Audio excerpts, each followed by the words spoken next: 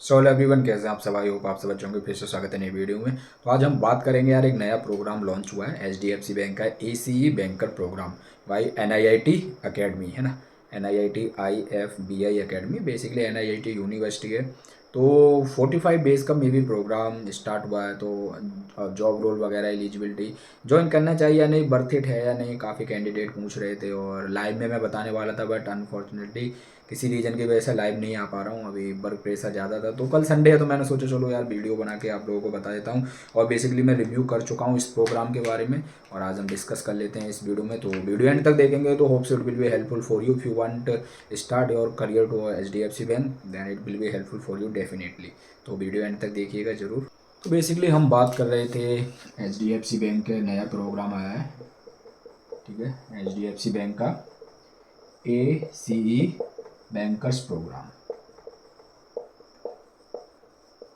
ठीक है।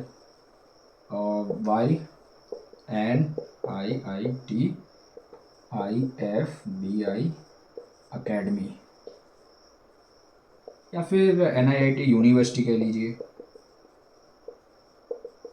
ठीक है। तो इसके द्वारा ये नया प्रोग्राम लॉन्च हुआ है। तो एलिजिबिलिटी वगैरह जानेंगे और ग्राउंड रियलिटी जानेंगे। काफ़ी कैंडिडेट कह रहे थे कि सर ऑपरेशन प्रोग्राम है तो इसका ओवरव्यू दीजिए। तो चलिए एक बार लास्ट तक जानते हैं इसके बारे में। बेसिकली वो H D F C bank हम सब जानते हैं यार, इंडिया का नंबर 1 बैंक है। तो चलिए एक बार एलिजिबिलिटी, पहले हम एलिजिबिलिटी की बात कर लेते हैं, जानना बहुत ज़रूरी है, ठीक है।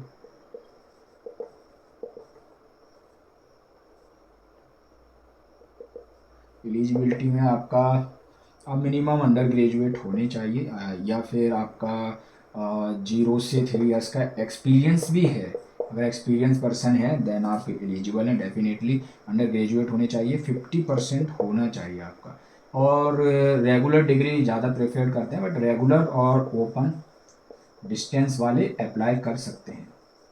देखिए शॉर्ट लिस्ट होना वो तो फिर असेसमेंट टेस्ट के बाद का प्रोसेस है इंटरव्यू का। उससे पहले कुछ कैंडिडेट घबरा जाते हैं कि सर हमारा ओपन से है, डिस्टेंस से है, हम एलिजिबल हैं या नहीं है।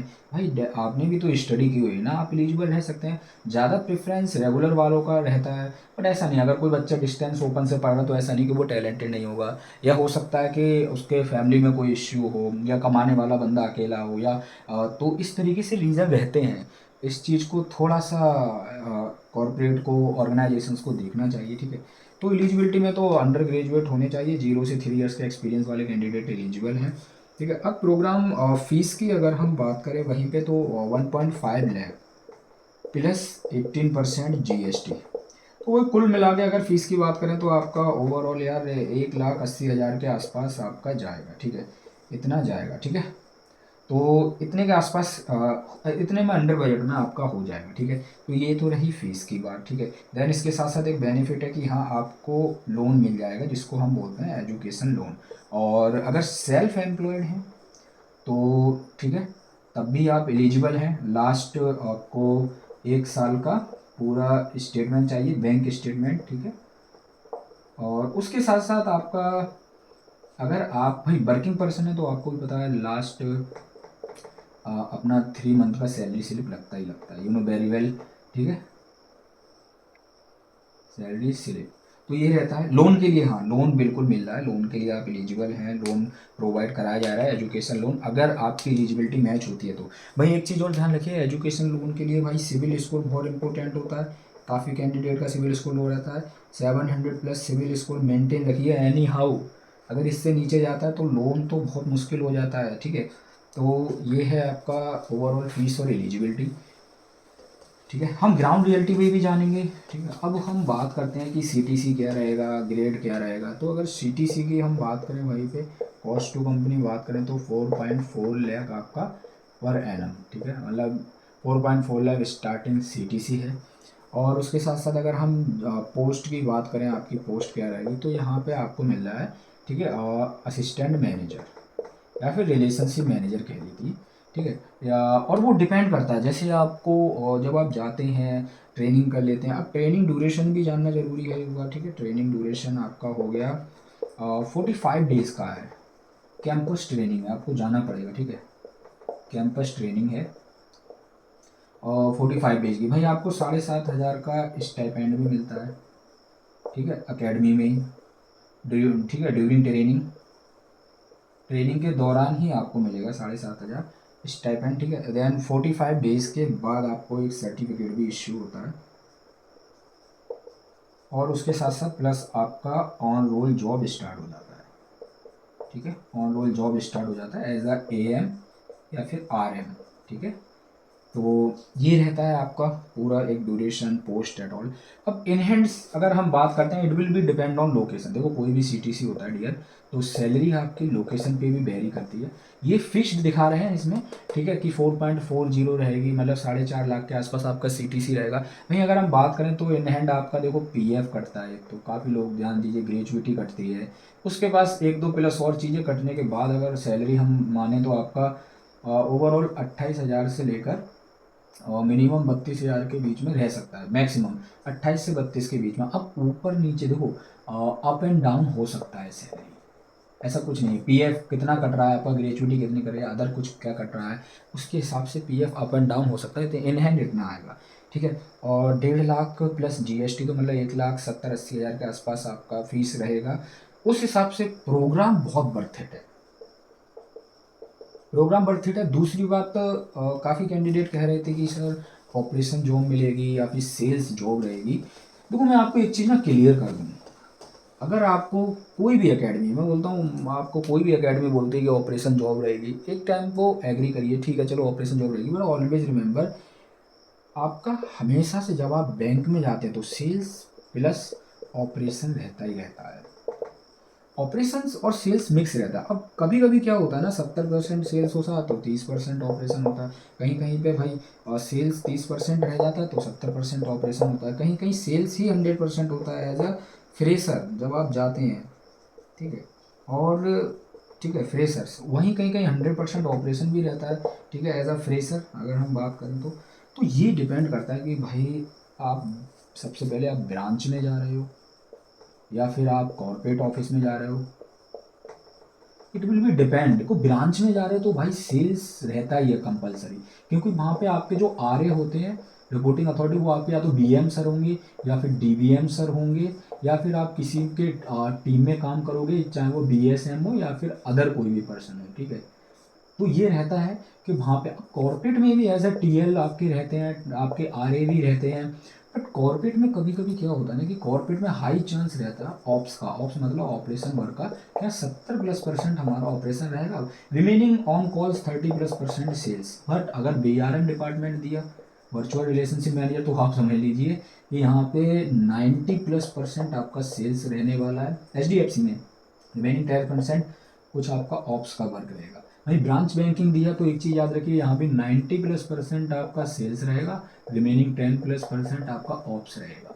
ये कोई छुपाने वाली बात नहीं, ये ग्राउंड रियलिटी है कि आप जब जाते हैं तो सेल्स रहता ही रहता है, ऑपरेशन भी इंक्लूडेड रहता है। अब सेल्स में क्या रहता है देखो, जैसे मैंने यहाँ पे लिखा, रेड मार्क कर देता हूँ, प्रोग्राम बर्थ इट है, मैं ये नहीं बोलूँगा, क्योंकि जो कैंडिडेट एलिजिबल हैं जिनको मौका मिल रहा है वो 1.5 लाख रुपए के आसपास फीस दे के ज्वाइन कर लीजिए, बर्थ इट है भाई, इंडिया की नंबर 1 बैंक में आ रहे हैं। और ऐसी कोई बैंक नहीं है जहाँ पे टारगेट ना हो, जो प्रेशर ना हो।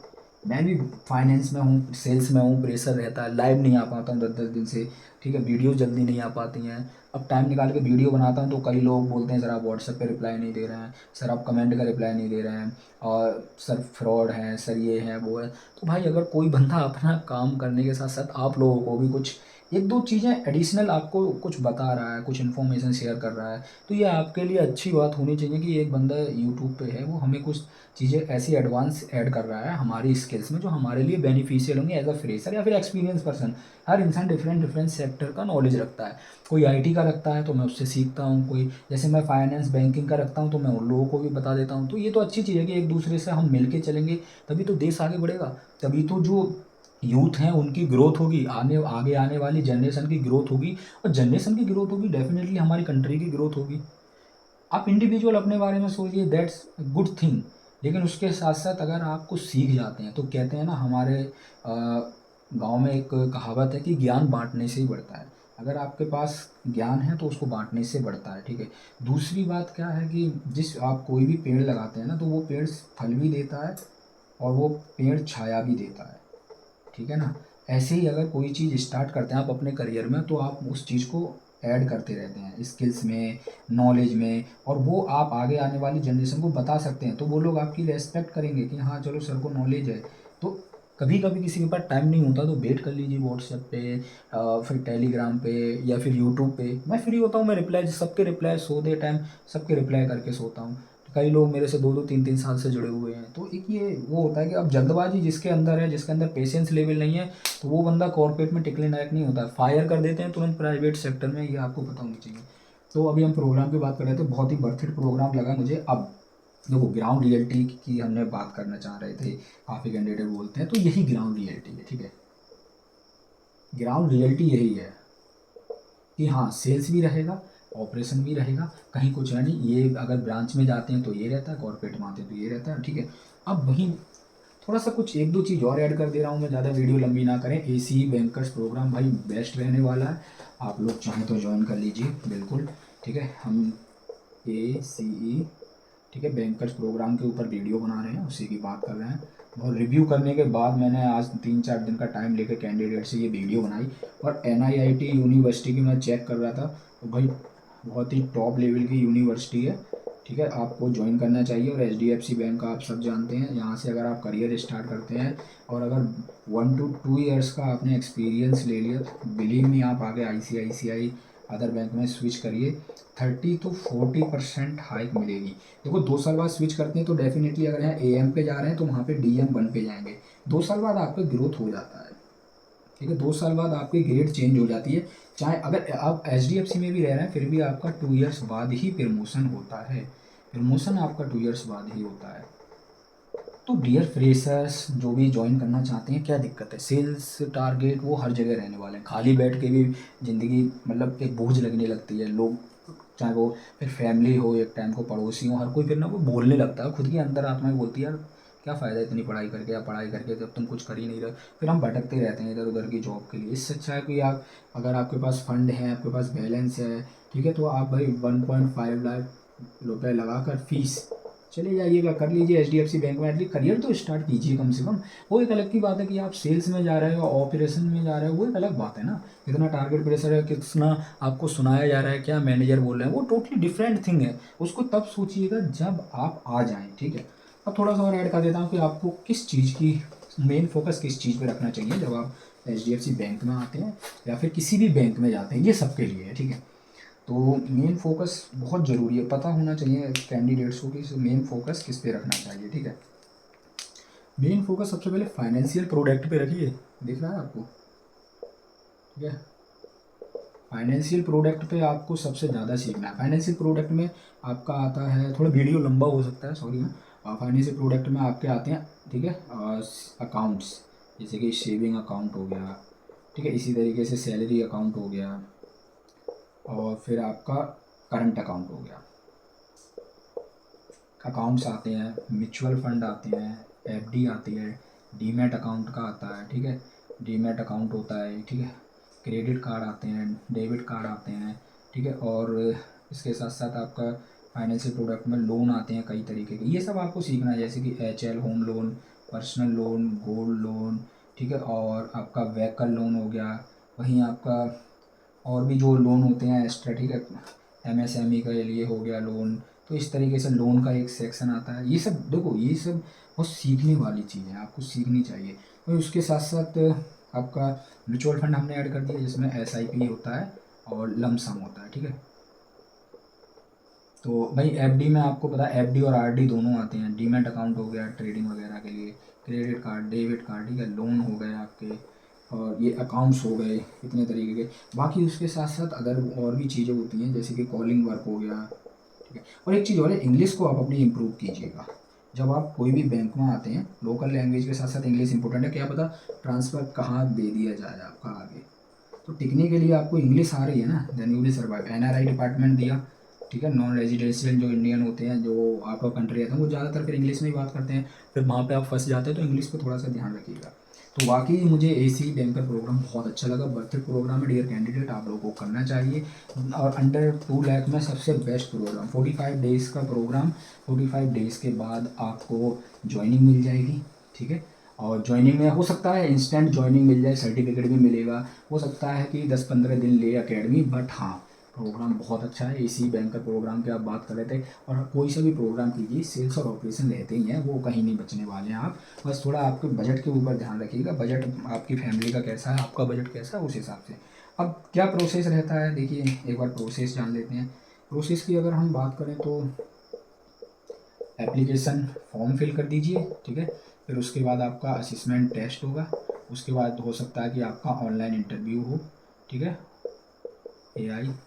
उसके बाद आपका ज्वाइनिंग लेटर आ जाएगा अगर सिलेक्शन होता है तो, ठीक है।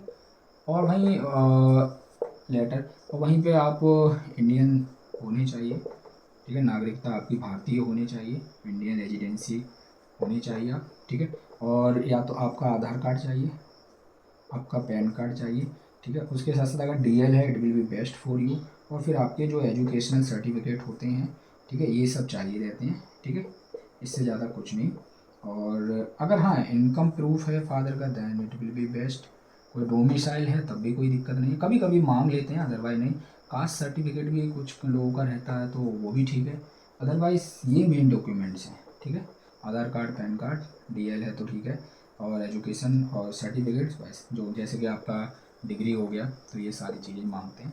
तो इसके बाद आप फॉर्म भर फिल कर दीजिए, फॉर्म फिल करने के बाद आप टेस्ट दे दीजिए, एक ऑनलाइन इंटरव्यू हो सकता है आपका, देन उसके बाद ज्वाइनिंग लेटर आएगा, चले जाइएगा अकेडमी। 45 डेज़ का प्रोग्राम है, और असिस्टेंट मैनेजर, रिलेशनशिप मैनेजर का वर्क मिलेगा आपको, वही ऑपरेशन प्लस सेल्स मिक्स रहेगा, और दैट्स इट।